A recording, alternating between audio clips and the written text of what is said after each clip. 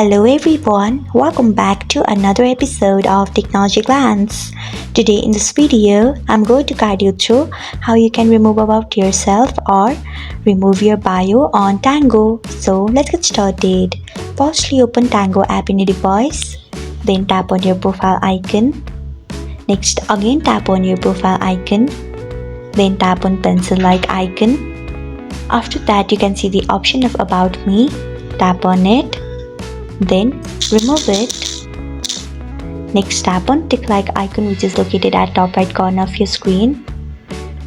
So this is how you can remove about yourself or remove your bio on Tango.